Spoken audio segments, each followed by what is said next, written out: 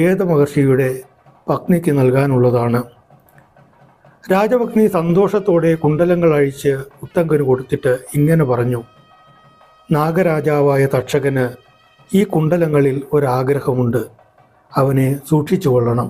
ശ്രദ്ധിച്ചു കൊള്ളാമെന്ന് സമ്മതിച്ച് രാജപത്നിയോടും രാജാവിനോടും യാത്ര പറഞ്ഞ് ഉത്തങ്കൻ ആശ്രമത്തിലേക്ക് യാത്ര തിരിച്ചു. യാത്രക്കിടയിൽ ഒരു സന്യാസി തന്നെ പിന്തുടരുന്നതായി കണ്ടു.